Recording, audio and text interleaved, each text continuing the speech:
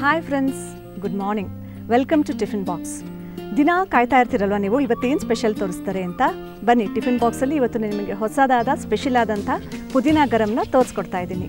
ಇದಕ್ಕೆ ಬೇಕಾಗಿರುವಂಥ ಪದಾರ್ಥ ಹೇಳ್ತೀನಿ, ನೋಟ್ ಮಾಡ್ಕೊಳ್ಳಿ.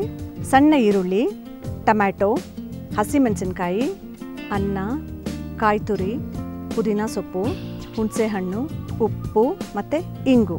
ಮಾಡೋ ವಿಧಾನ ತೋರಿಸ್ಕೊಡ್ತೇನೆ. ಫಸ್ಟ್ ಪ್ಯಾನ್ ಇಟ್ಬಿಟ್ಟು 2 ಸ್ಪೂನ್ನಷ್ಟು ಎಣ್ಣೆ ಹಾಕ್ಕೋಬೇಕು. ನಂತರ ಸಣ್ಣ ಈರುಳ್ಳಿ, ಇದಕ್ಕೂ ಅಷ್ಟೇ ಆದಷ್ಟು ಸೇಲಂ ಸಣ್ಣ ಈರುಳ್ಳಿನ ಬಳಸಿದ್ರೇ ರುಚಿ ಹೆಚ್ಚು. ತುಂಬ ತಲೆನೋವು ಬಂದಾಗ ನಮಗೆ ಈರುಳ್ಳಿನ ರಸ ತೆಗೆದುಬಿಟ್ಟು ಹಣೆಗೆ ಹಚ್ಚಿದಾಗ ತಲೆನೋವು ಬೇಗ ಶಮನ ಆಗುತ್ತೆ.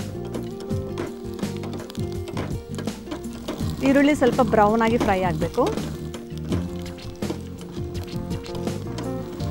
ಈರುಳ್ಳಿಯ ನಂತರ ಹಸಿಮೆಣಸಿನ್ಕಾಯಿ ಒಂದು 4ರಿಂದ 5.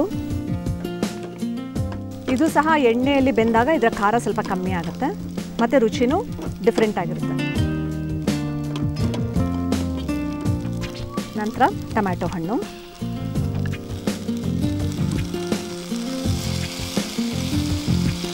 ಈ ಟೊಮ್ಯಾಟೊ ಹಣ್ಣು ರಸ ತೆಗೆದುಬಿಟ್ಟು ಮುಖಕ್ಕೆ ಹಚ್ಕೊಂಡಾಗ ಒಳ್ಳೆ ಆಸ್ಟ್ರಿಂಜೆಂಟ್ ಮತ್ತು ಟೋನರ್ ಥರ ಆ್ಯಕ್ಟ್ ಮಾಡುತ್ತೆ.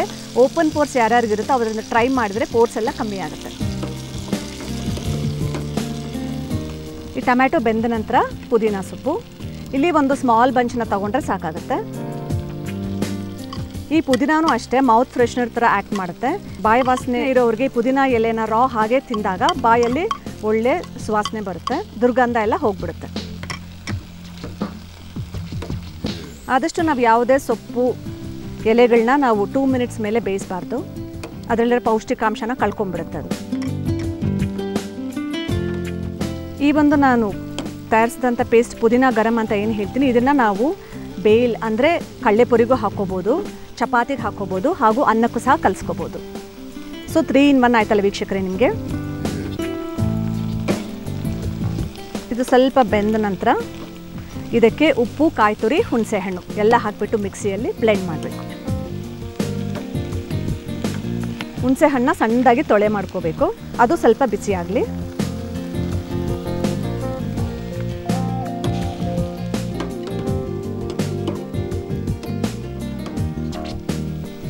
ಆಗಿದೆ. ಕೊನೆಯಲ್ಲಿ ಉಪ್ಪು ಮತ್ತು ಇಂಗು, ರುಚಿಗೆ ತಕ್ಕಷ್ಟು ಉಪ್ಪು ಮತ್ತು ಅರ್ಧ ಟೀ ಚಮಚದಷ್ಟು ಇಂಗು ಮತ್ತು 2 ಟೇಬಲ್ ಸ್ಪೂನಷ್ಟು ಕಾಯಿ. ಇದೆಲ್ಲನೂ ಚೆನ್ನಾಗಿ ಮಿಕ್ಸ್ ಮಾಡಿ ಮಿಕ್ಸಿಯಲ್ಲಿ ಗ್ರೈಂಡ್ ಮಾಡಬೇಕು. ವೀಕ್ಷಕರೇ, ಇವಾಗ ರುಬ್ಬಿರೋ ಅಂಥ ಪುದೀನಾ ಗರಮ್ ಚಟ್ನಿ ಸಿದ್ಧವಾಗಿದೆ. ಇದನ್ನು ನಾವು ಪ್ಲೇನ್ ಅನ್ನದೊಂದಿಗೆ ಬೆರೆಸಿ ರೆಡಿ ಮಾಡೋಣ. ಸಿದ್ಧವಾಗಿ ತಣ್ಣಗೆ ಆರಿರುವಂಥ ಅನ್ನ ತೊಗೋಬೇಕು. ಈ ಥರ ಚಟ್ನಿಗಳನ್ನು ಕಲಿಸಿದಾಗ ಅನ್ನ ಸ್ವಲ್ಪ ಉದುರಾಗಿದ್ದರೆ ಚೆನ್ನಾಗಿರುತ್ತೆ, ನೋಡೋದಕ್ಕೂ ಚೆನ್ನಾಗಿರುತ್ತೆ, ತಿನ್ನೋದಕ್ಕೂ ಟೇಸ್ಟಿಯಾಗಿರುತ್ತೆ. ಮತ್ತು ರುಬ್ಬಿರೋ ಅಂಥ ಪುದೀನಾ ಗರಮ್ ಚಟ್ನಿ ನೋಡಿಕೊಂಡು ಎಷ್ಟು ಬೇಕೋ ಅಷ್ಟು ಹಾಕ್ಕೊಂಡು ಕಲಿಸ್ಕೋಬೇಕು. ಈ ಪೇಸ್ಟ್ನ ನಾವು ಸಿದ್ಧ ಮಾಡ್ಕೊಂಬಿಟ್ಟು ಫ್ರಿಜ್ಜಲ್ಲಿ 1 ವಾರನಾದರೂ ಇರ್ಬೋದು. ಬೇಕಾದಾಗ ಅನ್ನ ಉಳಿದಾಗ ಇದನ್ನು ಹಾಕಿ ಕಲಸಿ ಬ್ರೇಕ್ಫಾಸ್ಟ್ ಸಿದ್ಧ ಮಾಡ್ಕೋಬೋದು. ಕ್ಯಾರಿಯರ್ಗೂ ಸಹ ತುಂಬ ಒಳ್ಳೆಯ ಐಟಮ್ ಇದು. ಇದನ್ನು ನಾವು ಟೊಮ್ಯಾಟೊಯಿಂದ ಗಾರ್ನಿಷ್ ಮಾಡೋಣ.